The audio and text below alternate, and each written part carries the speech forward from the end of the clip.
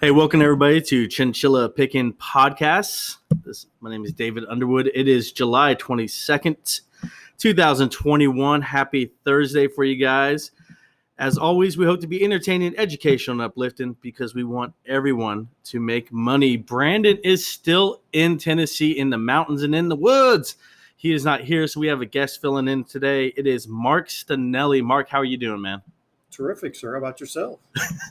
Besides just getting older, uglier, and fatter each and every day, I'm awesome. Life is good. That is how I feel because I haven't shaved in a while. I was battling a head cold this week, and I just let it go. I said, you know what, I'm just going to go. I wasn't going to say anything, but you do look a little rough. But hey, it's always nice to see you. I mean, there you go. Right. We don't see much of each other lately. We've both been busy, but It's nice. And that's something as people, I think we need to really take time to be with our friends and family more often. I think we get too quote unquote busy and caught up with things. Absolutely. I agree. So I mean, that's definitely something we need to do. Especially some of the things that we've been through. Right. Exactly. Great. I mean, I appreciate you having me on. Honestly, I am probably the moron of investors. And I mean, there's the picture when you look it up. But thank you. I appreciate this. Cool. All right. So let me ask you a couple questions and just kind of introduce yourself to everybody. Where are you from originally? Here in Cincinnati. Born and raised. I've been here all my life. Been here, there. I mean, grew up a little bit on a 110-acre farm on the rivers of Moscow, Ohio, which I love land. That's why I want, a couple hundred acres. I just being out in the woods. I like just the quiet, the beauty of everything. So you would rather be where Brandon is right now than... Well, Gatlinburg's a little busy for me. I used to love Gatlinburg, but it's so built up. I want to be more west. I want to be below Nashville. I love Nashville area, but I want to be below Nashville, like Franklin and all that in there where there's land, creeks, and so I can hunt, fish, have a garden like I do now, but a little bit bigger garden, maybe raise some cattle, some buffalo, some hogs, buffalo, nice, some chickens, nice. Be self-sufficient, There you go. But, I just love the outdoors. Nice, good. That's a good thing, I think. Yeah. So how'd you come to find trading / investing? How'd you come around to this area of the world? Well, our host here introduced me to it, actually. Nice. I mean, I knew a little bit about it, but I didn't know really anything except for, hey, just stuff your 401k and, just invest in this. And that's it, really. I mean, it was the product of the 80s. Yep. Just get in a 401k, get in a Roth, and let us sit and grow. But I mean, those are good things to have. I'm never going to say those are bad things. Those are always good things to have, right? But So what would you say? Last question here, man. Just what would you say is your best advice for a brand new trader? Best advice for a brand new trader. That's a great question.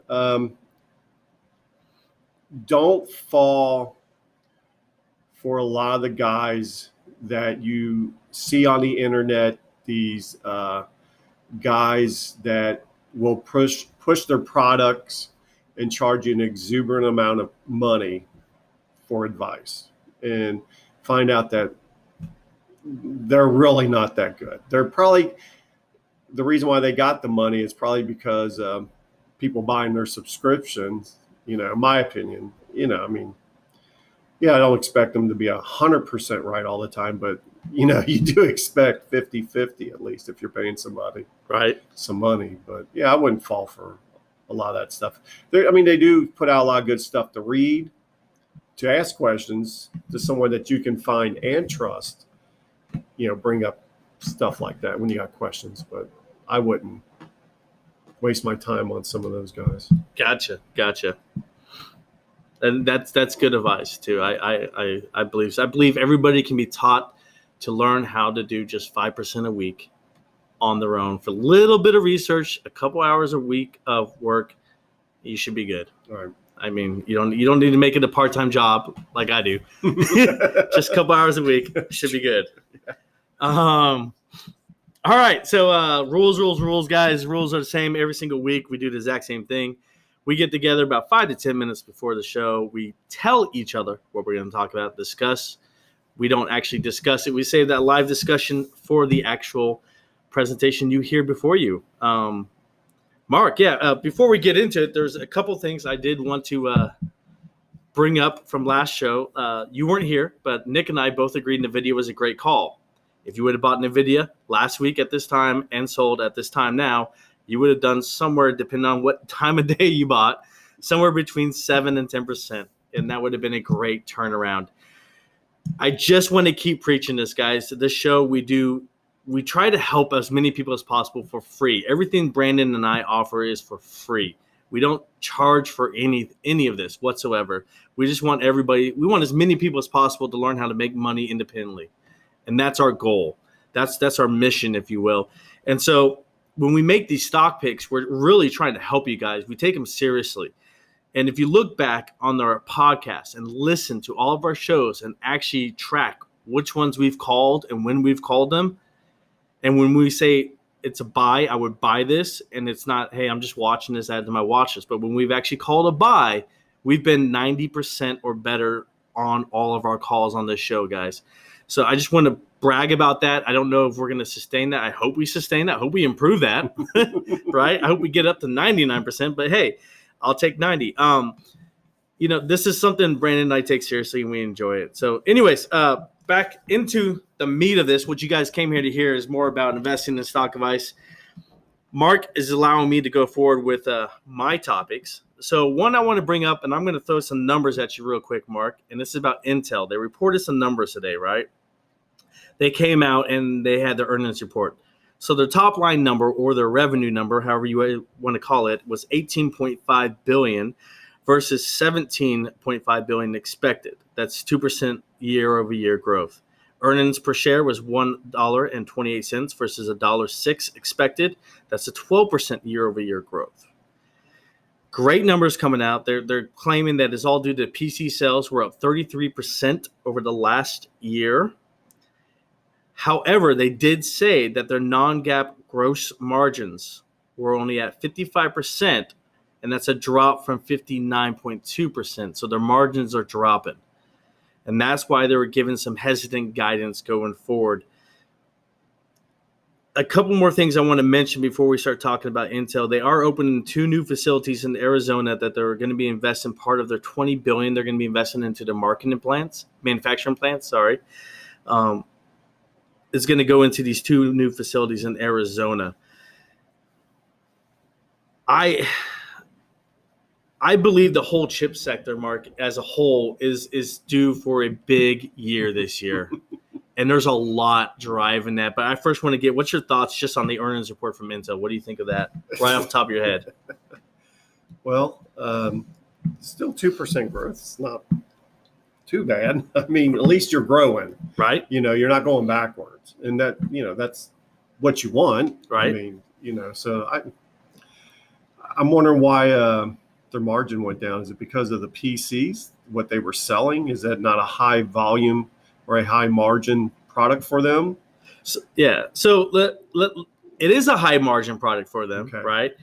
But let me explain a little bit more why I think their margin went down. There's some things I left off here. A quote from their earnings statement, their earnings call was, "It's a challenging competitive environment." So what I'm getting from, here's what I'm getting from that, is their competitors are getting so good that I think they're having to lower their prices in order to stay in competition. Yeah. And I believe that's why their gross margins are going down. Now, if their competition is getting so rampant, right, and they're having to low prices in order to get that, is there that much of a need for these that, it's in a highly competitive environment and yet they're still posting an $18.5 billion quarter? I mean, I don't know how to look into that. What do you think? What's your take on that? I'm not sure. I mean, Intel's always been a good company. They have. They make they're a going to be quality around product for a long time. They'll somehow rework things. I have no doubt about them. I mean, Gotcha. you know, All right. Well, I mean, part of their growth, if you will, was an autonomous driving, the autonomous driving subsidiary of their Intel, right? That sales alone was up 124%. Now that only came in at 327 million in top line number, right? That's what's 327 million to 18.5 billion, right? That's a small chunk, but it's growing at 124%. So that gives you something to think about. Like, is there potential there for that to be a bigger part of the market for the chip makers? Yeah. Again, that's this is way beyond me, but would you? All right. So how about this? I mean, I like the fact that, like I said, when you threw out the number 124%, I was like, wow. Right, thinking it's going to be a big amount. Yeah, but then it's only 327 million. So that's a small percentage. Yeah. Now, I look at Intel here and I see these numbers and I see the fact that they're coming out and they're saying a highly competitive environment. They're saying that they're cautious about their guidance going forward. Are they going to have to cut prices some more in order to stay competitive? Are they going to be able to compete in autonomous driving? Because NVIDIA also has chips in autonomous driving. In fact, they have a company, I think it's Terracent or Terrant, is a company that is solely using NVIDIA chips for their autonomous vehicles. And Citigroup just raised the price target up to $223 from $180 on NVIDIA. Wow. Oppenheimer gave it a boost up to $235 from where it's at in NVIDIA. Everybody's thinking NVIDIA is going to be taken off there. They think the little hit that NVIDIA took early in the week was due to the Bitcoin mining, because you have to use NVIDIA chips in those Bitcoin mining CPUs. I did not know that. But NVIDIA is also in these autonomous vehicles, but in a different aspect, right? So Intel, AMD, all these other chips, they're more with the LiDAR systems, the Microvisions, the Velodons, all those, right? NVIDIA is using its chips with the camera systems. So when you think of NVIDIA, you got to think of graphics, right? And so the camera systems are what NVIDIA is really focused on this chip system, which is why it's also big in consoles. Gaming consoles, VR headsets. This is why I've always liked NVIDIA, because the VR headset is growing and growing and growing, and I love VR. But I see a big boost in that, right? So then Intel. However, this podcast is out too early, so we didn't get to see the Intel numbers. They probably got reported by now, but we've already started. So maybe I could look it up, or Mark could look it up while we're talking. But Intel was raising its full year forecast. They were jumping it up to above 18.2 billion is what the now expected is going to be. So, I'm sorry, AMD. That was AMD, not Intel. AMD was raising its full year forecast. So they're jumping it up, saying they're going to make more money now. So AMD is the one that should have had the earnings out recently. So Mark's looking that up for me. They are still live in their meeting, in their calling call. So they're still live in their conference call? In their earnings call, yeah. All right. So this is what I got so far. All right. Let me see if I can pull up some numbers here. We've never done this. Their expected EPS was 106, but their actual EPS was 128. So again, they're worrying about second half demands for AMD. Intel's worried about second half demands. I'm not too worried, because I see the more of the broad scale manufacturing with the autonomous vehicles, such as like what you see in China right now. We've covered it here on the show with Didi and Baidu having autonomous vehicles and taxis already up and running all over in cities in China. We're going to see that in the United States. How long does it take? I don't know. We could build them now. We have the technology. It's all about the regulations and bureaucracy and whether or not how fast we could get them to market. But I see the growth here in the chips sector as something you basically could throw your money at any one of these big semiconductors, and I think you will make good money over the course of this year. Am I calling any of them a buy for next week? I still like NVIDIA. Apparently so does Citi. Oppenheimer, come on. Oppenheimer and Citigroup agree with me. They like NVIDIA as well. But maybe they listen to your podcast. Yeah. All right, guys, that's it. They're copying our podcast. We've said this again. What we report today will be reported on the news on Monday. Anyways, that's a joke. But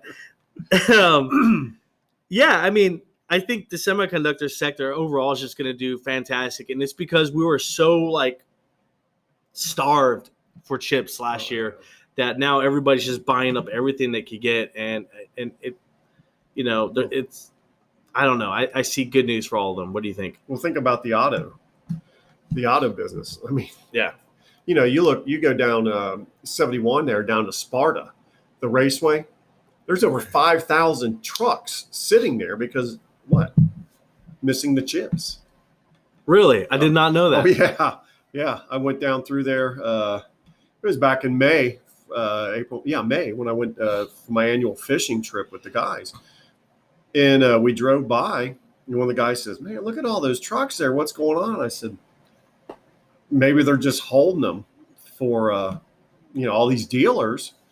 Come back the week later, I hear on the newscast that they actually shut the plant down there for 2 weeks because of chips. They can't get no chips.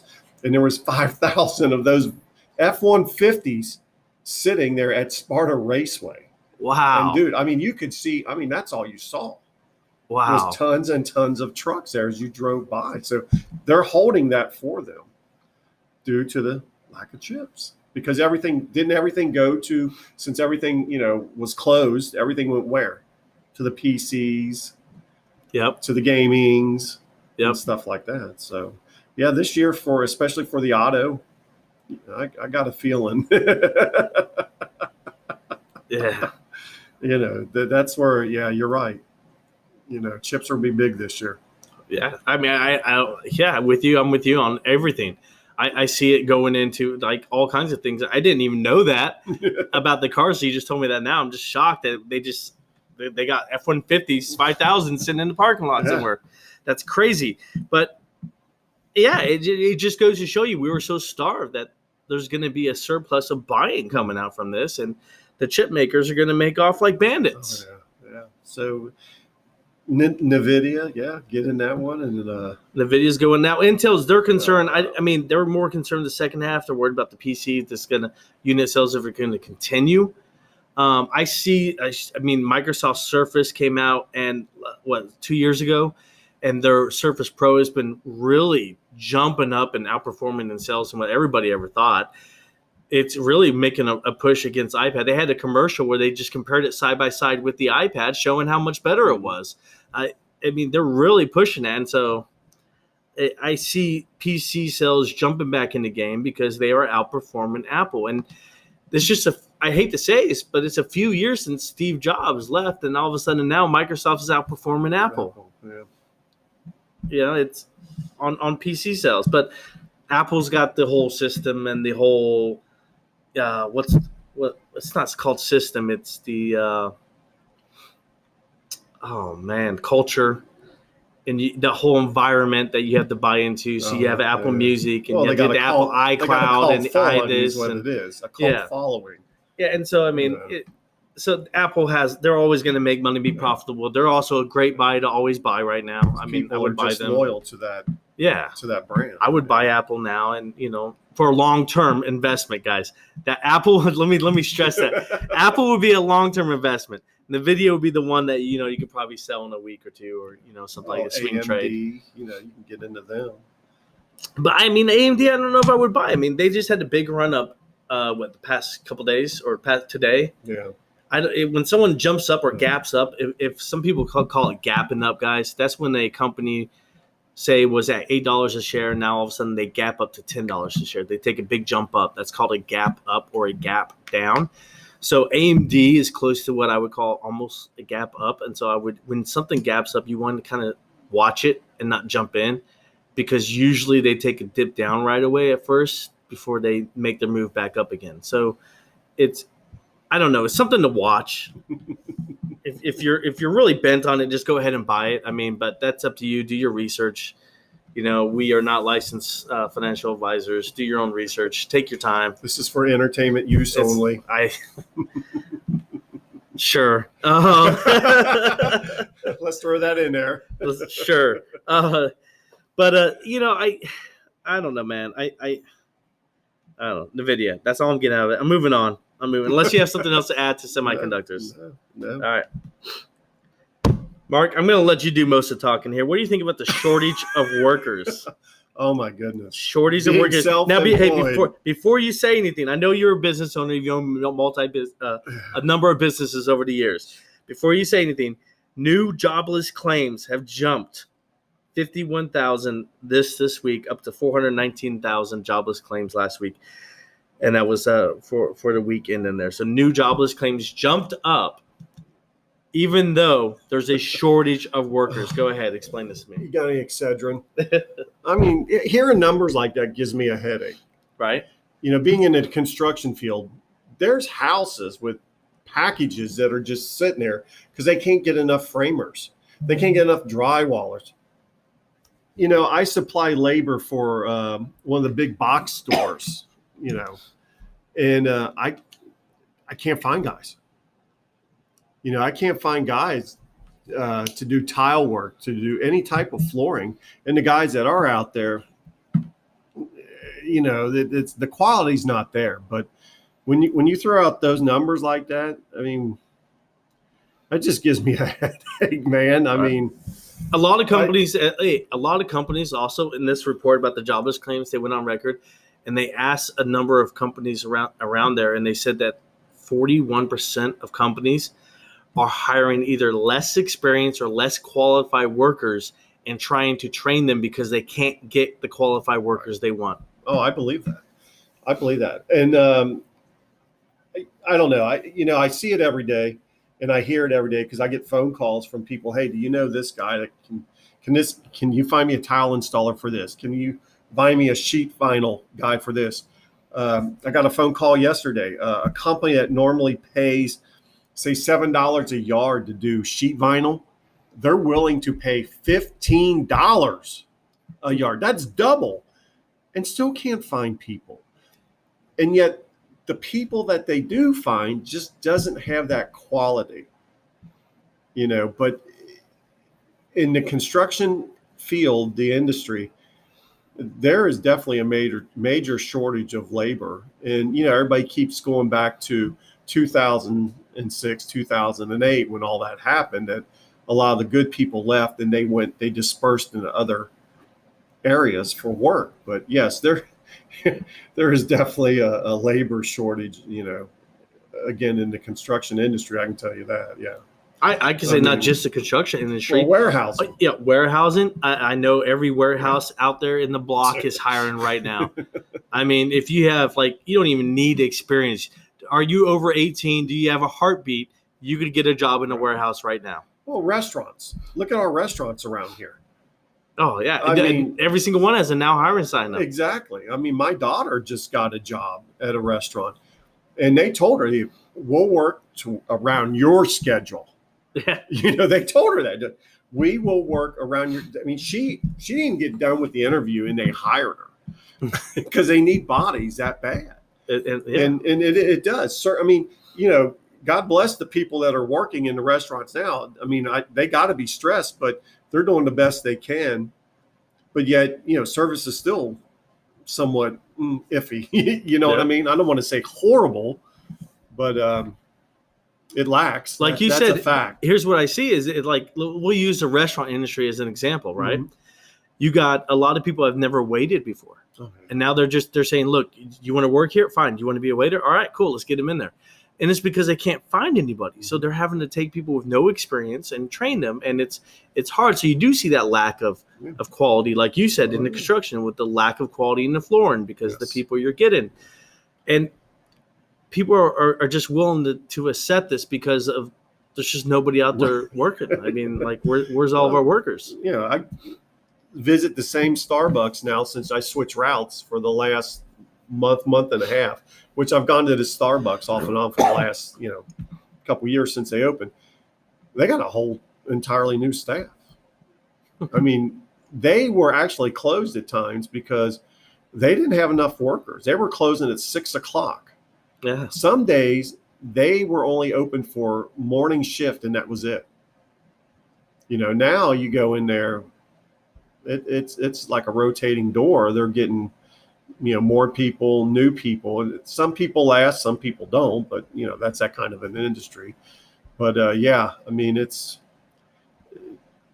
to hear those numbers just of the jobless claims. Yeah, right? jobless claim numbers just gives me a headache. I mean, I just can't believe people don't want to work. I don't know if that's a good thing to say, or I don't know if they want to. I'm not going to judge intention, or exactly. I'm not going to say I know that's what they want to do or not want to do. I'm just seeing the problem here, and here's why it's a problem for the economy and how it relates to investments and stocks, right? Because I'm looking at investments and stocks going into Q4, right? What's going to be some good ones to buy and hold? How are we looking as a U.S. economy going into Q4? So all these spending bills that pass, some of them necessary, some of them can be argued whether or not they were necessary or not, as far as COVID and what have you. They pass on the expectation that the economy would bounce back and we would have so much of a GDP. Right. With these workers not working and our unemployment rate higher than what it needs to be, we're not going to hit that GDP number. So what that means is that this inflation we're seeing is going to be longer term. Yep. It's not going to be transitory. Right. We got to hit that GDP number. Otherwise, everything that Janet Yellen has been saying on TV, that it's just transitory, you don't have to worry, it's going to be temporary. She would be correct if the GDP and the economy bounced back the way they said it would, but it's not. And that's a question. So when I look at that, and I look at it from an investor's point of view, my question is, where do I put my money? Mm-hmm. Because I asked Nick this last week, and I've asked Brandon that the week before, because all signs are now, as we get closer and closer to the fall, because that's the tipping point, they say is September, right, when all federal programs in all 50 states end. Is September. That's a tipping point. Are we going to be hitting those GDP numbers by then? And if we're not, where are you putting your money? Are you putting it in gold? Are you putting it in commodities like, corn, gold, silver, all those type of things? Are you putting it in like healthcare companies, safe plays like P&G and Johnson & Johnson and so Consumer forth? products, yeah. Where are you putting your money? What are you thinking? Well, I heard a stat today, I think it was off Bloomberg, saying that it should be pretty good. September should be pretty good. August and September should be pretty good for retail because more people are going to go in-store retail instead of online. I think people are going to go back into it now. That's what they're saying. I don't know. With this new strain coming, I think people are just going to stay and keep shopping online. Where would I put my money? Well, again, I'm the moron of investors. But I'm saying based off if we don't hit these numbers, right, and we actually go higher, inflation continues, where are you putting money based off that? I don't think you could go wrong with, in my opinion now, with consumer discretionaries, like food. I mean, we're going to be home eating. If we hit that pandemic again, what's going to happen? So people like Kroger. Stay home. Kroger. Kroger wouldn't be bad. I mean, again, Amazon. I don't know much about Amazon. Do they ship food? I mean, they do ship I don't food. use Amazon. Yes, I'll be honest. I've never food. used Amazon. Really? No, sir. Wow. Again, Dave, you're talking about a guy who don't even have Facebook still. Or should I say the Facebook? So but I'm going to break here for a second and say I lived with Mark for a few months, right? And why I lived with him, he made fun of me because I ordered DoorDash. And then I went even further and I ordered a car online and had it shipped to the house. and he thought it was the most interesting thing ever. I do. It's cool. I just don't like doing all that kind of stuff. I'm a touchy-feely guy. I want to go and touch that car and feel it. But I mean, so yeah, you're still. But again, like I said, I'm just the touchy-feely guy. I like to see what I'm buying. I like to try that shirt on first. Stuff like that. The gym shoe. I want to look at that car. I want to look under the hood. That's who me. you are. And that's again, fine. that could be my age because I am 56 years old. Right. I know it's hard to tell because I look this good, but and that's probably a generational thing. So, but yeah, well, I mean, I know I make fun of you at times for doing stuff like that, but I thought that was the coolest thing. It was. They brought it to the house. Yep. I was like, man, this is. It was easy. I didn't have to deal with anybody. It took maybe at most the whole process, hour and a half. And I don't like to deal with salesmen, so that's kind of weird that I still like to. Because you do now. I tell you what, if I would have gone to a dealership, I would have got a lower price probably. I would have saved a little bit of money. But I look at that money spent on not having to deal with the salesman. And the convenience of them bringing it to the house. Exactly. So there's a trade-off there. I was going to say that, maybe I should think about something like that. I mean, doing stuff like that. You pay for it in that higher cost, but, it's all about what you want. Anyways, exactly. So, yes, going in, you don't do a lot of ordering online, but a lot of people still do. I think Amazon, the warehousing, they're still going to need it. So Stag sounds like a great company to invest in, man. Stag. I mean, that's just a couple of them that I've looked at so far, but and they've been turning out good for you. Well, I just started doing it, but okay. Yeah, already those stocks. I mean, they've gone up this week. I bought them on Monday when everything went down, and right. I'm already. What's the ticker for Stag? STAG. STAG. Yeah. All right, I'll look at both those and see. And it's not just the fact that they might have had a high dividend, but because you got to be careful for that. Your total return and yield and all that's more important than just a high dividend. And so what here? So a lot of guys, until I started learning some of that research, if I saw a high dividend, I thought that was a great stock. Not necessarily, So yeah, I mean, sometimes they have a high dividend because of the way it's set up and managed, and the your REITs. Yes, all those. And how I explain it to people, what you're trying to say. I know what you're trying to say. So how I explain it to people is, if you're getting a dividend payment that is, say, 5% a month, right? Which is really high. If you're getting that, that's great. But let's say you're getting that just for math purposes. But yet that company drops 20% in stock that month, you lost money. It doesn't matter if they're paying 5%. You know what I mean? So you got to look at the overall company. Like, is it going to drop in stock price, versus, the monthly dividend or quarterly dividend, how great that is as well, And that's why I remember if people who wanted dividends, I made a call on Microsoft a while back, a long time back. I remember you and I had a discussion. I said I wouldn't mind buying 1,000 shares of Microsoft, and this was back at when it was at like $100 a share. And I said that's one things I would definitely look at. But now it's up over 240, and so it would have been a great buy if I did that, and then you get the dividends on top of it, and so that would have been an awesome, cake level there. But I mean You got to look at things when you're looking for a dividend play. You have to look at, okay, is this company going to go away? Is this company going to stay? Is this something that has a future? How's this company set up? Is it set up as a REIT? Is it set up, as one of these oil fund type stocks? There was one out there called Lynn Energy that everybody dabbled in for a bit, but then it just went bankrupt one day, and a lot of people lost money. I lost money on it, and I learned my lesson from that. But those are the things you have to take into account when you're looking at a stock to buy based off dividend. It's more than just what's the dividend. You got to look a little bit more into it, take a little extra time, see what's really behind this stock. I know there was one I was really big on for a while, but then it went bankrupt. Well, not bankrupt, but down to almost nothing. Pengrowth Energy. Oh, yes. I remember Pengrowth. Yeah, Pengrowth Energy. That was a Canadian oil, gas, and stuff. Yeah. And so, I mean, I'm glad you brought this up because we got to cover this a little bit in the topic and discuss dividends. Right. Well, people don't also realize that, as long as you keep those long term, that dividend actually lowers your cost basis. Yeah. You can look at it that way. Yeah. I mean, especially if you keep it for, 2, 3, 4, 5 years. I mean, it's free money. Right. It's not really free. It's not really free, but you're not working for it. You're letting another company invest with your money. Right. So Altria was one that I had a friend of mine. He bought into Altria and he's held it now. And as far as I know, he's still holding it. And he has dividend reinvestment.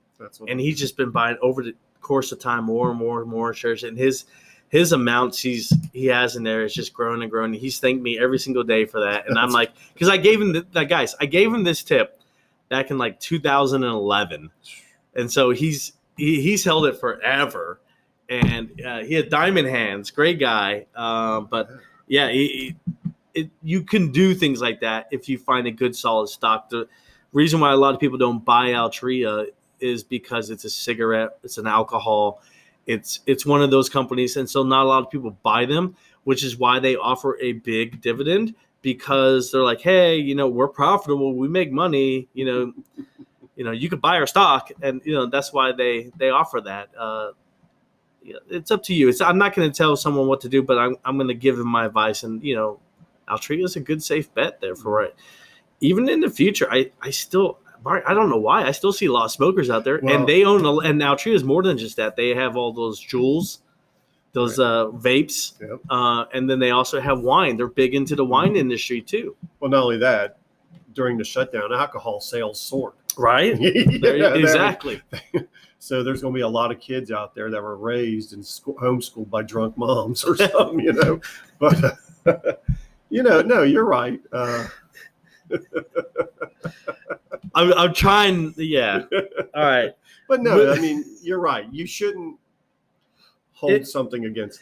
It's your choice. I'm not going to, I'm just going to offer suggestions. Yeah. You take it or leave it. That's fine with me. Anyways. And they've done good. Right. They have done very, very well. They have done very well. All right. So I felt you were passionate about the shortage of workers. You really, and I think this comes from your business owner side, because you've owned businesses, you've had to look for workers, and the struggle that businesses suffer with that. One of the hardest parts.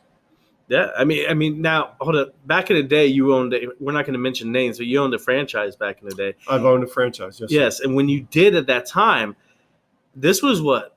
Late 90s? Yes, 2000s? Late 90s, okay. Yes. Was it hard to find workers every day for that job? For just the everyday franchisee, they don't get paid much, but... Right, yeah. Yeah, even then it was, yes. It's not hard to find people. It's hard to find good people in an environment like that you can trust. Gotcha. That was the big thing, because you're dealing with products.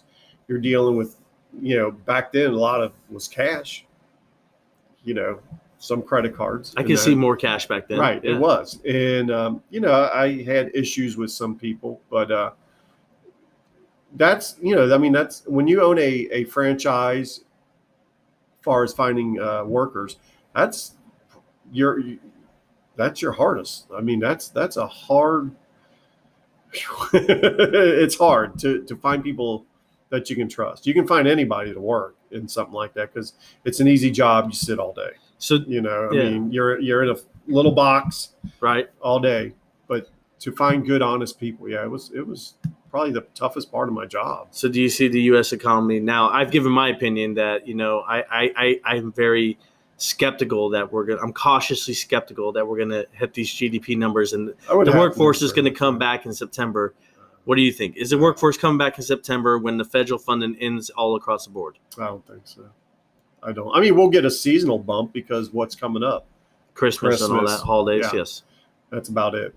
I don't think it'll jump like everybody. So we're not. Yeah, you don't think we're going to hit the GDP numbers we need to? I don't think so. What do you? I've already given my opinion. I'm cautiously skeptical of it. I agree. I'm hopeful. because I don't want I don't want the U.S. economy to sink. Right. I Because like to I'm be an part- optimist. Right. Like I'm you. in this I mean, U.S. economy. I don't care who's president or Oh, right. who's Absolutely. in Congress. I'm like, I want the U.S. economy to go I well want because this I'm here country in to this company. succeed. Right? Exactly. That's what this I'm country's about. here in this economy. I need to make money. I like to make money investing in stocks, and so it's easier when the economy's on the Goldilocks. Absolutely. Much easier. I mean, where else are you gonna put your money? Right. You know? Right. Yeah. DD Global. I'm still a long-term holder of that. Which one? I'm DD. I'm not letting go of my position You in still got DD. it? I'm still holding that, and I'm not going to let go because I'm a believer in that one. They're coming up now. Hey guys, Wait a minute. this is my final thought. I'll leave with these are some of my final thoughts. All right. So DD Global, I'm still a holder in that, and they got it coming up where they're going to end that 45-day investigation, and if China says it's good to go, boom, that stock's going to shoot up and you're going to wish you held it. Now, if China says no, it's going to stay right about where it's at. So there's nothing wrong with me holding it. So I'm still holding DD Global. I'm very optimistic on that. Anyways, final thoughts. NVIDIA is still a call. It's looking good for the short term. If make your 5% and then get out. I wouldn't try to hold and be greedy. Bulls make money, bears make money, pigs get slaughtered. Guys, don't be greedy. Take your 5% a week and get out and move on. The chip makers, semiconductors look strong for the year, even though they're giving cautious guidance. They're just worried about the overall economy, and so is everybody else. Overall economy could, these GDP numbers are very, very important coming up, and especially after September. Are we going to see the jobs come back? I mean, if people come back to the jobs. That's going to be a big indication of whether or not the economy is ready to surge or ready to drop. Those are my final thoughts. Mark, do you have a final thought for everybody? Anything you want to say? We do have a small group of people in Switzerland who always listen every week. Thank you guys for listening. I appreciate it. Awesome. I know you guys speak German, so I'm going to say Danke schön. Thank you.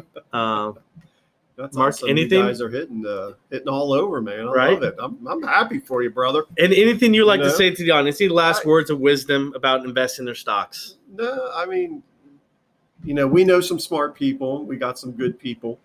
And, I appreciate what you guys do. I mean, I think I've told several people that they should listen, because you can give them a guidance of where to start. Give people hope. Right. There's a lot of people out there with their finances just has no hope, and they don't realize. They think it takes a lot of money to get started, but you show them. No, it doesn't take a lot. You guys show them with just a little bit, being patient, following the game plan. You'll get there. Yep. But no, I think you guys. I enjoy listening to your podcast. I appreciate you guys asking me on. Like I said, I am the moron of investors, but I appreciate you having me on anyway. And I know I appreciate it. I know Brandon appreciates it. He needs a vacation. I hope from he's time to time, it. right? I bet you he will listen to this later on tonight in bed with his headphones while everyone else is sleeping. Anyways, we hope this has been entertaining, education, uplifting, because we want everyone to make money. You guys have a good night, and thank you for listening.